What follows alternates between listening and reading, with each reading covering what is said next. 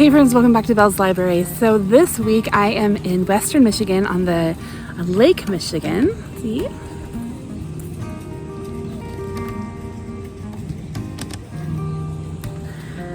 I am here with my husband and two of our kids. My husband is competing in a card game tournament that this card game that he likes to play. So he and my son are there competing today, and so my daughter and I came down to the beach here. We are in Grand Haven, Michigan. So my daughter, it's her 13th birthday today, and so it was just going to be a trip for just Jamie and I, my husband and I, to come, but we realized that it was over her birthday weekend, and so we decided to bring her and one son. Here in a second, I'll show you guys some of the footage from the bookshops that we visited yesterday. We went to 5 different bookshops in Grand Rapids, and then there are a few here in this town that we're probably going to visit today. And then I will do a little book haul, show you guys what all I purchased, and yeah, give you a little bit of footage from Grand Haven and surrounding areas.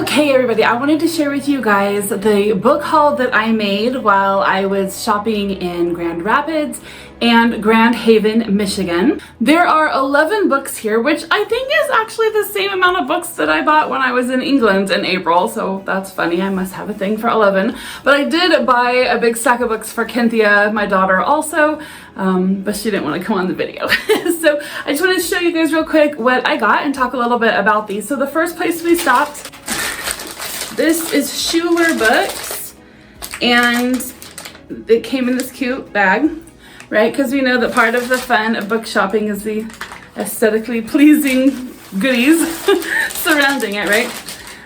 So in that shop, I got two books. I got two books on philosophy. So one of my daughters, Avalon, who is almost 16, she is wanting to study philosophy. And so I got some beginner things for her just to kind of give her an idea about what it means to, what philosophy means and, how to study it and how to just kind of find it in everyday stuff before we start going into, the deeper things.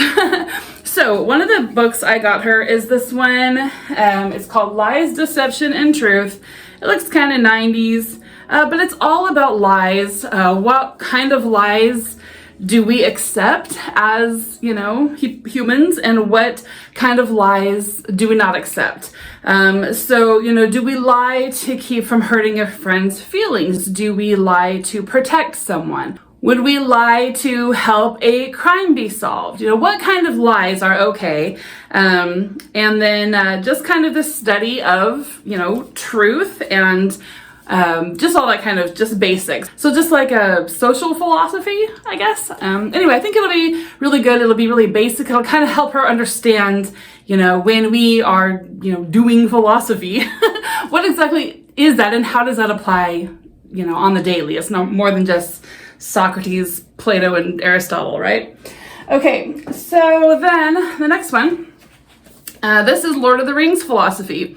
So again, something that is kind of relatable, right? Because she can see how this will work in something she is familiar with, right? So talks about virtue ethics, the threat of emerging technologies, immortality in Middle Earth, things like that. So just applying the principles of studying philosophy to something that, is understandable at that level for a beginner. So I think she's going to enjoy these. And then after that, we went to Redux. I think it's pronounced Redux. Redo. I don't know. Maybe it's Redo with an X. Anyway, books.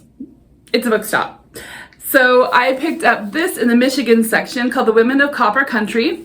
And this is by Mary Doria Russell. So it's basically a story of this woman who is sort of standing up for labor rights in her community. This is set in 1913 in a copper mining community here in Michigan. It's a historical fiction, but I think that it's going to be really interesting to sort of read about that early labor movement here in this part of the country, and just some of the dangers that miners faced and the things that they had to go through in order to put food on the table, right? And, I don't know enough to even know if these are still concerns or not, so it would be really interesting to sort of follow up this read with some, study about what's going on now, and if reforms have been made, and if, mining is done in a safer way, or even done at all in this area anymore. I don't know, so we will see.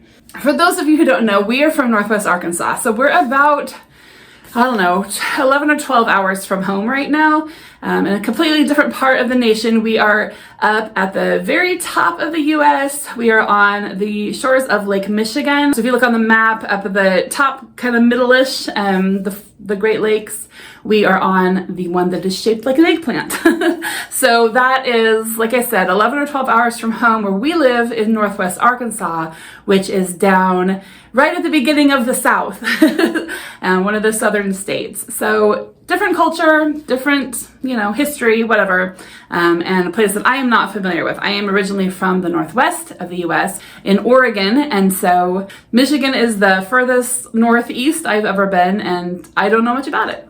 All right, the next place we went was Orchard House Books and Cafe. They put their stuff in these cute little bags here, the sticker.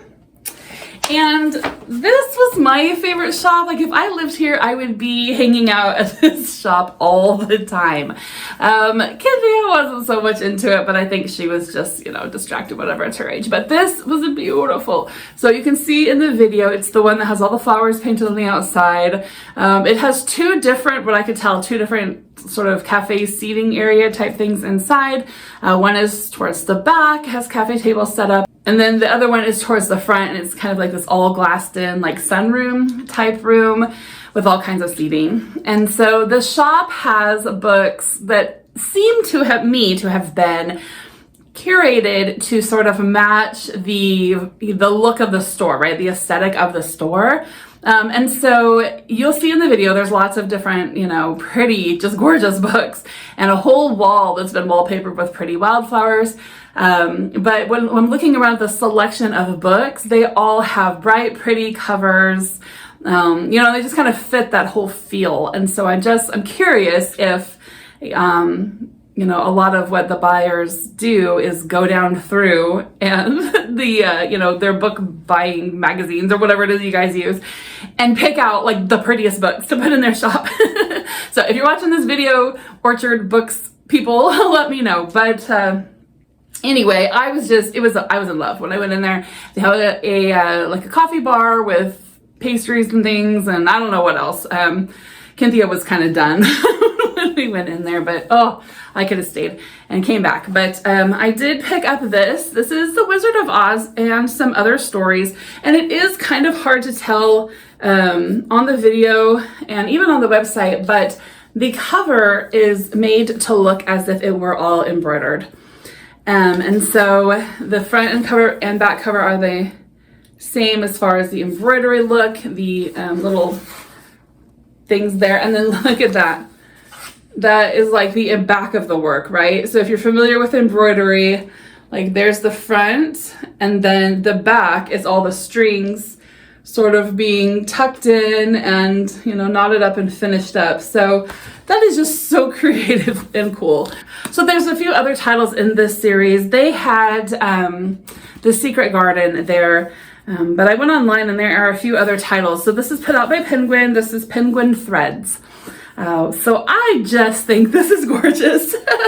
And I definitely want to have a reread through The Wizard of Oz. I've not read that in years. It features the Emerald City of Oz and Glinda of Oz. At one point I had the whole series, the whole Oz series. There's like 12 or 15 of them. And I don't know what I did. I think I gave it away when we moved or something, but I really want to get all those again because they are just such fun stories. And there's a lot of American political stuff in these books, just like Alice in Wonderland was written, you know, with a whole lot of politics in mind. The Wizard of Oz is the same way. So that's The Wizard of Oz is kind of the US's Alice in Wonderland, right? Anyway, looking forward to reading that. So we'll talk about that whenever I do. All right, and then another place we stopped was called Great Matters Books. And this was a cool shop. Like, I think I would hang out in this shop a lot too. It was in a part of town that you kind of wouldn't expect it to be, and so it's kind of unassuming. So when we went in there, the guy greeted us and kind of explained the store. It's all nonfiction. There was just a small section of literature stuff, but for the most part, it was all nonfiction. And I thought that was really cool. And then the way he has it arranged and just some of like the category titles that he's come up with, they were really cool and creative. I wanted to take some video in there, but it was really small and I didn't want to weird him out. So I didn't take any videos, but I'm going to try to link to everybody down in the description if you guys want to check these guys out. But anyway, he told us all about how he cleans his books. He had just acquired like tons of books from someone who was a avid cigar smoker. And so the books not only were, you know, discolored, but they also smelled. So he showed us how he was cleaning, and he was actually cleaning the covers of his set of Jane Austen books. And so he showed us how he did that, and then he explained how he had built, is it an ozone machine, an ozone cabinet type thing he was building to disperse ozone in this thing to release all of the cigar smell from the books. So obviously I didn't understand too much about it, but I really thought it was neat and interesting and personal that the guy took this time to explain the little machine he had made with a shelf and all this stuff. He went into some detail, and it was pretty cool to hear about that. And it just, it just was kind of like one of those things that I think that I would go in there just for the sake of it being sort of personal, right? Really nice guy. But anyway, and I love nonfiction. Oh my goodness. That is my favorite genre, is nonfiction. Is nonfiction a genre? It seems kind of too big for that. But anyway, I picked up 3 books there. And then Cynthia got, from the literature section, she got Rudyard Kipling's Just So stories, because years ago, her and I read those. And they were hilarious. And I'd do all the voices and stuff. And she loved those so much. And so she picked up a copy of that. For memory's sake. But anyway, in that shop, I got, okay, so I don't even know how to describe this book. It's called A Republic in Time by Thomas M. Allen. Yeah. And how to describe it? It says it's an American history book, but I feel like it's a little more, I don't know, science-y / philosophy. Basically, it is a study of time in America. I'm going to read a little bit from the back because it's kind of hard to explain what this is. He says that time and not space is the most significant territory of the young America. He said that at the beginning of the 19th century, the actual geography of the nation became less important as Americans imagined the future as their true national territory. So maybe always innovating. Says he's focusing on 3 ways of imagining time. The romantic historical time that prevailed at the outset of the 19th century, the geological deep time that arose as widely read scientific works displaced biblical chronology with a new scale of millions of years of national history, and the technology-driven clock time that became central to American culture by century's end. So like a really basic idea of this is like back in the day, people would get up and go to bed based on what was going on with the, with the lights in the sky, right? And so then we started moving over to getting up and going to bed based on the way our society functions, the time on our clock, what is going on, what kind of a job we hold, whatever. That's like super simplified, but it's kind of like that idea, right? He's talking about time and how we use it, and how that's changed over the last couple of centuries. So anyway, I think it's going to be good and deep. It looks like probably something that would have been used, University of North Carolina Press. So something that was probably a college textbook for some class. Possibly American history, but I don't know. I just feel like that's just kind of like the setting for a whole lot of ideas that might not necessarily be just based on American history. So I'm going to save this one actually because the 4th quarter of Historathon is everything from 1820 to present time. And so I think this one will fit in good for that. It's got to be nonfiction, right, for Historathon. So I will kind of go through that probably slowly, probably a little bit at a time as I read other things. But I'm going to save that to start, October or later. And then this one actually would fit in there as well. So this is called Wicked Grand Rapids. So again, I spent some time in Grand Rapids. That's where I bought this book. And it talks about, it's basically crime stories from the area. And so that one will be a good nonfiction for quarter 4. And then also, actually, all 3 books that I got from there are good for Historathon quarter 4. So this is a biography of George Washington Carver, and kind of a cool vintagey book in pretty good shape, right? And I got this because we are just, in our home in Arkansas, we are just like 45 minutes from George Washington Carver, like where he lived, and the museum and like park and whatever that they have that is dedicated to teaching people about him. And we've never been, but we keep talking about it. And it's just basically like his historical, place. And so I thought that I would read through that and maybe even read it with some of it with my kids, and then we can go and visit. All right, and then at the last shop that we stopped at, this one was yesterday. We were in Grand Haven, and that is when I made that video for you guys about the, when I was at the beach. And we just ended up stopping at one shop that day. We spent several hours at the beach just hanging out, enjoying the sunshine. I'll put a little bit of footage here at the end of the video when I get done talking here, but it was really nice. And it was Kendia's birthday, and her sisters called, FaceTimed her, and so she was able to talk to her sisters for well over an hour and show them, all the things that were going on in her background. So that was really fun. But anyway, we went to lunch after that. We went to a bookshop, and by then we were just like, we're tired out. So we came back to the hotel and just read and whatever. But today is our last day here in Michigan. And so when my husband and our son get finished at their tournament, we are going to head back to the lake and hang out for a while before we come back to prepare to go home tomorrow. So last shop I went to called the Bookseller. If you notice in that part of the video, there is like a cute little Lego Coast Guard stuff set up there in the window, because this weekend was the 100th anniversary of the Coast Guard. I don't know if that's nationwide or just of the Coast Guard being in this area here.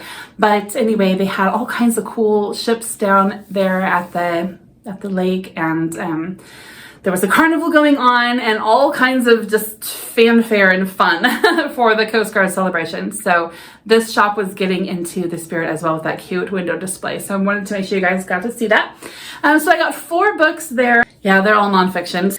Some of these will be good for quarter 3 and some for quarter 4. So this one will be good for quarter 4. This is The Story of My Life by Helen Keller. Now, the other day I was talking about Helen Keller and how I was so annoyed with the play version of her story, which I can't remember what it was called now, right? But it's the story of Anne Sullivan and Helen Keller, and it's all written out as a play. And so in that video, I went off about Helen Keller and how annoying she was, as a little kid, right? That's all I remember as a teenager when I was reading that play, is that she was just a really annoying little kid. As an adult, obviously, I look back on her story and think, well, yeah, she was very frustrated, right? She was a very frustrated little kid because she didn't know how to communicate. And she was, once she was able to communicate, she was found to be a very intelligent person. And so how frustrating, right, to have so much life locked up inside that you can't communicate out. So if I offended anybody by going off on Helen Keller, just try to look at it through the eyes of a 9-year-old having to read about her throwing those big fits. I was just so irritated, right? So anyway, I bought the biography that Helen Keller wrote herself about her life. And so I'm looking forward to going through that. It looks like a lot of it is letters, so sort of epistolary, and then sort of her biography or whatever. So I will go through that. If not before, then that'll be a good book for quarter 4. And then I picked up this book, which I have had before and read before, and ended up unhauling it, and I'm I really liked that book, so I went ahead and got it back. This is called Empty Mansions. It's the story of Huguette Clark. If I remember right, I think when she died, they found her apartment was still set up maybe the 1930s era. But the woman ended up living the last 20 years of her life in a hospital, sort of anonymous. She had all of these properties all over the place and stuff. She was an heiress and, a former socialite, and just sort of fell off the face of the earth, right? People didn't even know that she was alive still. And then she just turned up. I think it says that she was a daughter of the multimillionaire former Senator W.A. Clark. And so this just kind of tells her story, right? They had her papers and whatever. And so I just thought that was such an interesting story about her and just mysterious. And I love that era. So I will be looking forward to reading through that again. This book is called American Priestess. And it is the extraordinary story of Anna Spafford and the American colony in Jerusalem. So it sounds like this woman, Anna Spafford, and her husband maybe were culty missionaries who ended up making a home in Jerusalem for their cult. and bought this hotel, or bought this building that has now been turned into a hotel. And so it's just kind of sort of biography of her and her life, and sort of story about what happens when religion gets out of control and people start getting weird and culty about it. So that ought to be interesting. All right, and then the last one, which I've already started, this is The Witches by Stacy Schiff.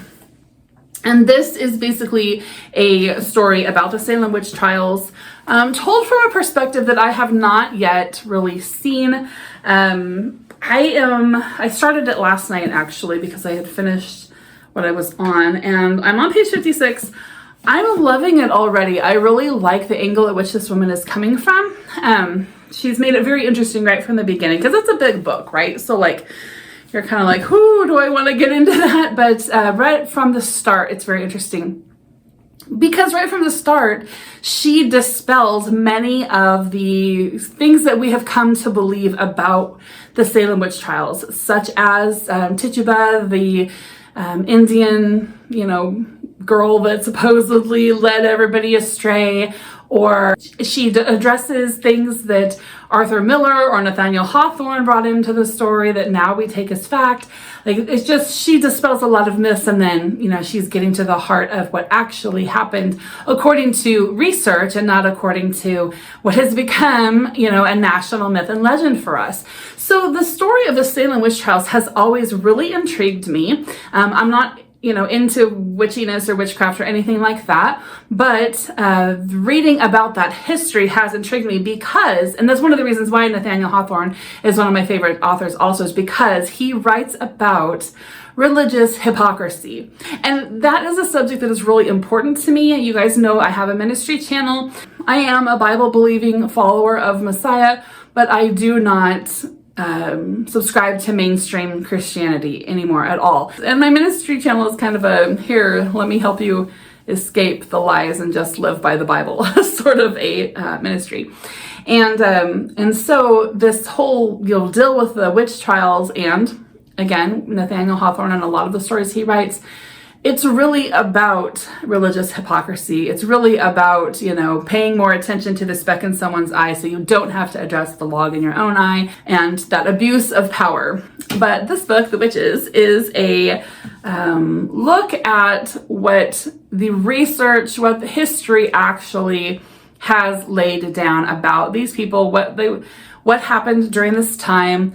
And it's actually interesting that there's not really a whole lot left that we can research of actual eyewitness, documents. But from what I understand so far, in reading this, only one person actually wrote down a comprehensive, sequence of events, basically, about this time in history. So there's been a lot of speculation. I don't personally believe that, that they were involved in witchcraft. I think if anybody was, it was the accusers.